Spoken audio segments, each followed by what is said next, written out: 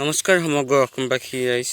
আপোনালোক সকলোৰে বাবে এটা ভাল খবৰ আহি গ'ল যে প্ৰতিগৰাকী অৰুণোদয় আঁচনিয়ে ফেব্ৰুৱাৰী 20 তাৰিখে লাভ কৰিব 8,000 টকাকৈ। অৰ্থাৎ নতুন বছৰ 2026 চনৰ নতুন বছৰ 1 তাৰিখে আমাৰ অসমৰ মুখ্যমন্ত্ৰী হিমন্ত বিশ্ব শৰ্মাই ঘোষণা কৰিলে যে ফেব্ৰুৱাৰী 20 তাৰিখে দিয়া হ'ব প্ৰতিগৰাকী অৰুণোদয় হিতাধিকাৰীক 8,000 টকাকৈ। অৰ্থাৎ জানুৱাৰী, ফেব্ৰুৱাৰী, মাৰ্চ, এপ্ৰিল এই 4টা মাহৰ ধন ফেব্ৰুৱাৰী 20 তাৰিখে দিব বুলি আমাৰ মাননীয় মুখ্যমন্ত্ৰী হিমন্ত বিশ্ব শৰ্মাই ঘোষণা কৰিলে।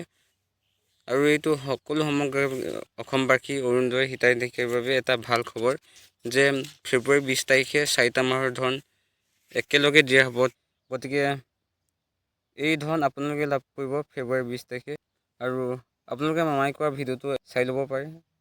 যিসকলে অৰুণোদয় আঁচনি পাই আছে, they will get জানুৱাৰীত আমি তেওঁলোকক নিদিওঁ একো, ফেব্ৰুৱাৰী মাহত একেলগে ফেব্ৰুৱাৰী মাহৰ 20 তাৰিখে একেলগে আগতীয়াকৈ বহাগ বিহুৰ উপহাৰ হিচাপে তেওঁলোকক আমি 8,000 টকা তেওঁলোকৰ বেংক একাউণ্টলৈকে হস্তান্তৰ কৰিম।